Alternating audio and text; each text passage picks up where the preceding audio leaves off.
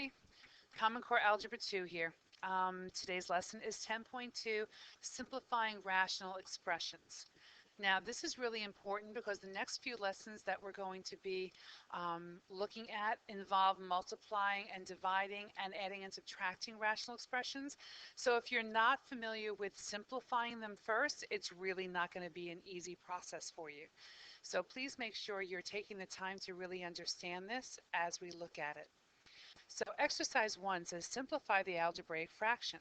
So I'm going to remind you that whenever you have a fraction, it's like it's protected on the top and the bottom, the numerator and the denominator, with parentheses. So in other words, what that's saying is I can't cancel out these x's because they're protected. All right, so basically at this point what we're going to do is we're going to simplify the numerator, simplify the denominator, and then, factor the numerator and denominator, then simplify. So if we take a look at our numerator, hopefully you're seeing that 9 and the little red flag is going up here and saying, well, that's the difference of two perfect squares because I do have a quadratic here. So generally when I have a quadratic, I am going to have two sets of parentheses, two binomials, and I'm going to have x plus 3 and x minus 3. And you should be at the point in your mathematical careers where that's kind of intuitive. And you see that and you know it's going to be the difference of perfect squares, x plus 3, x minus 3. And the same thing with the denominator. When you look at this, this is not a quadratic, it's a linear expression. And you should be able to say, well, I can pull a GCF out of that. And the GCF I pull is a 2. So if I take the 2 and I divide each side by 2, I get x plus 3 left over. So now, when you simplify, and they're asked you to simplify it, basically you should have the same thing in the top and the bottom that you should be able to at least get rid of one expression. All right, so, and we can. Here's an x plus 3, here's an x plus 3. So what do we have left in the numerator? We have x minus 3. And what do we have in the denominator? Just a 2. Now, if it makes you feel better, you can put parentheses around this. All right, if it's multiple choice, the parentheses won't be there. But if it's not a multiple choice and it's a constructive response, that's full credit. There's nothing wrong with putting those parentheses around just to remind yourself that that x minus 3 is protected. Okay, so, and then what I mean by that too is what happens if you had this. If you had x plus 2 over 2, without the parentheses, some people would want to do this and say the answer is x. All right, and of course we can't do that because remember what this means. This means x over 2 plus 2 over 2. Now you can simplify this, so this would become x over 2 plus 1, which would be acceptable. But noticing that x plus 1 is not the same as simply x. Okay, so a little bit more of an explanation there. Moving on to exercise 2.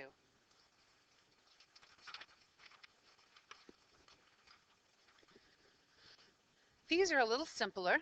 All right, so we're just starting with monomials here. So if you look at the monomials, and we're basically going to do the same thing we've been doing. This should be nothing new to you.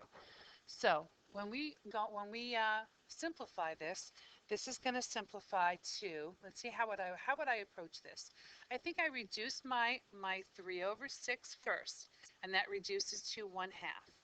Now I would say x 5 minus 8, right, because I'm going to be subtracting my exponents, is negative 3, and 6 minus 3 on my y's is going to be y to the 3rd. Now that would be perfectly fine, but if they said no negative exponents, you would have to rewrite this. The 1 would stay on the top, and so would the y to the 3rd power, and then the 2 would be in the denominator, and the x to the 3rd would drop into the denominator and become positive. Now, you also do not have to write this 1 in front. You could write it as y cubed over 2x cubed.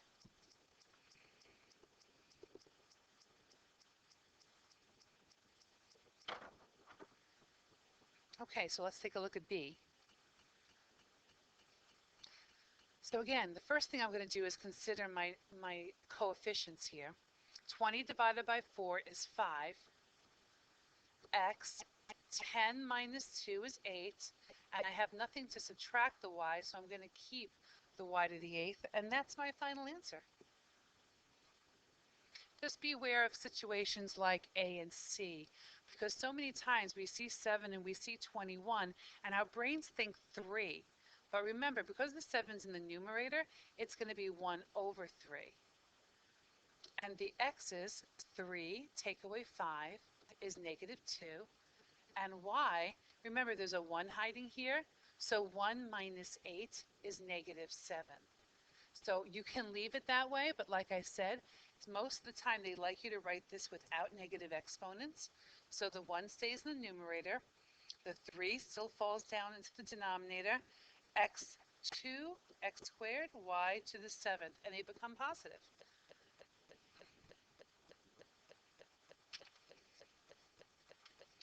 Exercise 3 is kind of the same problem that we just did, except that we have choices for a multiple choice here. So let's slide up a little bit and take a look at this one. Again, the first thing I'm going to do is take a look at my coefficients. So 10 divided by 15 I can reduce by 5, and that becomes 2 over 3. And I get x to the 6 minus 2 is 4. And 3 minus 6 is negative 3. So I look over here and I don't see this anywhere. But if I did my coefficients right, I know that this cannot be my answer, and I know that this cannot be my answer. All right, now, if you look at what we have that negative 3 sitting right here with our y's. So I'm hoping you realize what that means is the x to the 4th stays on in the numerator with the 2, and down in the denominator with the 3, the y to the 3rd power will fall. So our final answer is going to be here at number 3.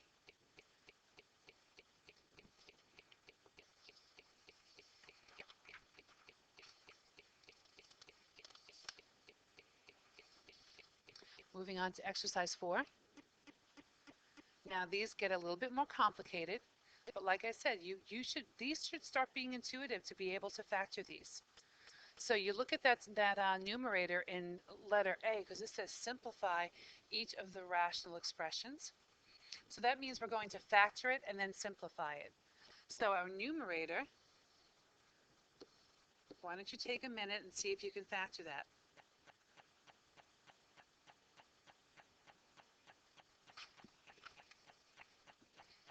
It becomes x plus 7 and x minus 2.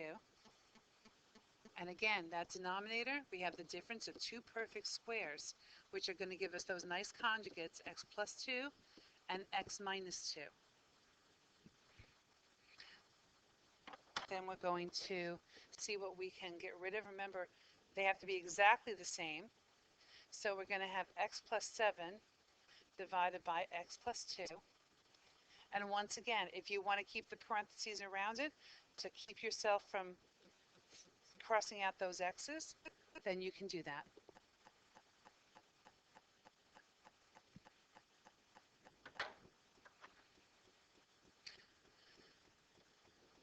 Moving on to B. Maybe it's not quite as obvious, but the numerator of this one is also the difference of perfect squares, because 4x squared and 1 are both perfect squares, and minus means it's the difference of. So we're going to have 2x in the first position, we're going to have 1 in the second position, and plus and minus between them. It does not matter what order you put them in. Now the denominator is not a quadratic, so I'm not going to get 2 binomials here, but I can look for GCF. And if I pull out a 5, and you divide a 5 out of each of these, I get 2x minus 1.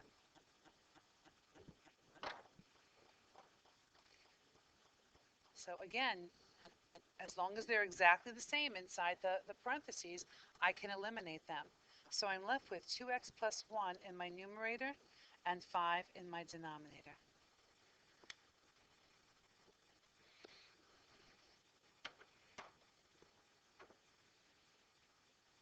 Why don't you pause the video at this point and factor C? Because that one's going to be a little bit harder to factor because of that leading coefficient being a 3.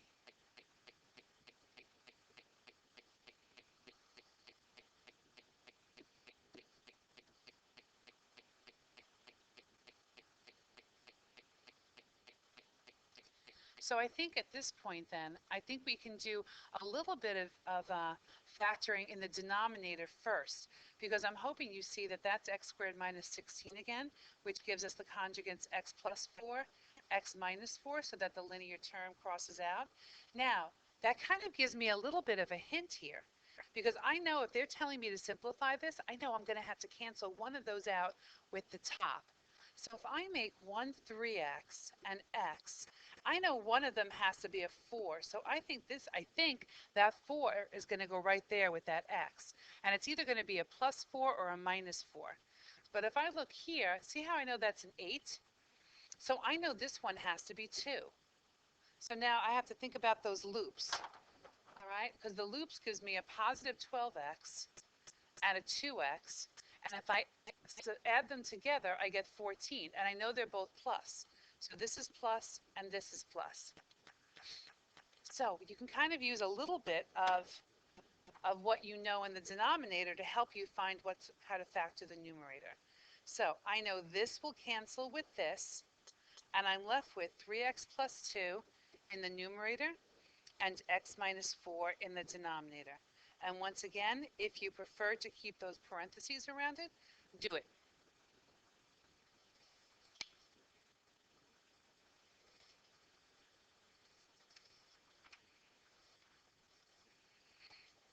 Write down what you need to, and meet me at exercise 5.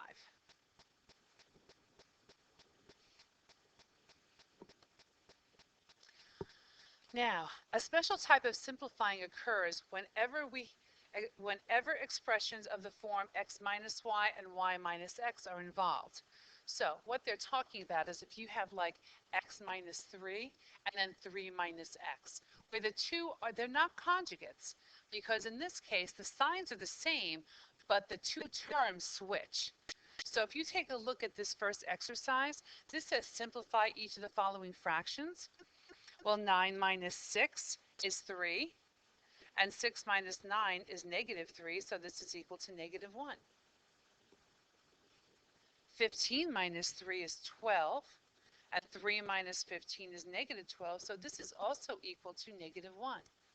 So hopefully you're seeing that and see when we have this general expression where we have a minus b over b minus a, whenever they're changed positions with a same sign between it, with that negative sign between it. Because if it's the positive sign, then we know that the commutative property says they're the same. So example, this is what I'm saying. If you had this, the commutative property says these are exactly the same. This is equal to 1. But in this case, because we have subtraction, subtraction is not commutative. Only addition is. So in this case, you're going to get negative 1. And the reason that we introduce that is because if you take a look at exercise 6, once you get into algebra 2, these are the kind of rational expressions we're asked to simplify. Okay, they get just one step harder than what we did in algebra 1. All right, so which of the following is equivalent to this? So what I'm going to do here is I'm going to factor out my numerator. And I notice that I can pull out a 2, GCF, linear, no square term, so I'm definitely not going to get those double sets of parentheses. So I get x minus 5 up in the numerator. And then when I look at my denominator, I have the difference of perfect squares here. But remember, order counts. So this time the 5 goes in the first position, the x goes in the second position, and the plus and the minus go between them. Sorry that the board is being a little spooky here. But notice how we have an x plus 5 here, and we have a 5 plus x here. All right? So when you cross them out, I'm sorry, I just did that wrong, didn't I? I want to take these two away. When we have the 5 minus x here and the x minus 5 here and the 5 minus x here. Wow, it's been a long day, kids. Sorry about that. So hopefully you're realizing that this is the exact situation that we just talked about. We have the x and the 5 in different positions with a minus sign between it. So when we cancel these now, what we do is we multiply it by a negative 1. Normally I just put it up in the numerator. It just makes things a little bit easier. So when we're all said and done, I get negative 1 times 2, which is negative 2, divided by 5 plus x. And once again, if you want to keep those parentheses, you can. All right, so when we cancel them out, we multiply by a negative 1.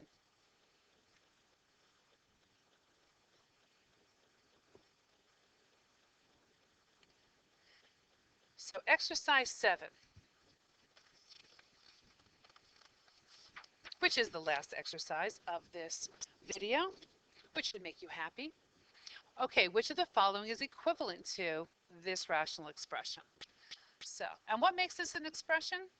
It's not an equation because there's no equal sign, and it's an expression because it can be simplified and there's no equal sign. Okay, so we're not solving for anything, we're just simplifying when they talk about expressions. All right, so let's see. What are we going to do with that numerator? Well, when you have a leading coefficient of 1, it makes things a little bit easier. First position is x. Now we read it backwards. What two numbers multiply to 9 but add to give me 6? Well, I know that 3 and 3 are going to add to give me 6. I know the signs have to be the same, and I know they both have to be minus. Because a negative 3 times a negative 3 is a positive 9, and a negative 3 plus a negative 3 is a negative 6. All right, so now the denominator, linear, we're pulling out the GCF. I always start with the coefficient in front of the x term and try that. In this case, 6 goes into 6 and 6 goes into 18. So pull out the 6, but beware of how you pull out the 6, order counts. So the 3 goes first minus x. You can imagine that sometimes people mix that up because they see the x minus 3 up in the numerator and they just automatically write x minus 3, and that's an automatic loss of a point. Okay, so in this case, we're going to cancel this. We're going to cancel this, but we're going to multiply something by a negative 1. So there's a couple of different ways that we can represent this. We can say negative 1 times x minus 3 divided by 6, right? That's one way to write this. We could write this as x minus 3 divided by negative 6, right? Move the negative down to the denominator. Now, remember, if this is not a multiple choice, anything that you write down at this point is going to be correct. Although, a lot of times they don't want to see parentheses with something on the outside that can be distributed. So if we distribute this one more time, we get negative x plus 3 over 6, which is the same thing as 3 minus x over 6. So lots of different ways to look at this one. But if you look, that's that last one. That's the one they wanted, the 3 minus x divided by 6. So that negative 1 makes a big difference depending on where it shows up. Okay, so write things down. Really take a good look at that one again. Okay, and if you need to rewind, do that. Make sure you're making sense of these videos, not just writing things down. Okay? That's why I take the time to do this. I could have you watch somebody else's video, but I think it's really, there's certain things, certain aspects of these concepts I really want to make sure that you understand and I'm making clear to you. So again, if there's something here that you don't understand, that you can't make sense of, tomorrow when you come into class, you make sure you say, can you please go over that number 7 again? Because that one totally confused me. And I'll ask you to give me something. I'll ask you to tell me to start it, but then hopefully together we can figure out where your misconceptions are occurring. Okay? So, until next time, you know what I'm going to tell you. Maybe I won't tell you this time. No, I'm going to tell you. Make good choices. Okay? Bye.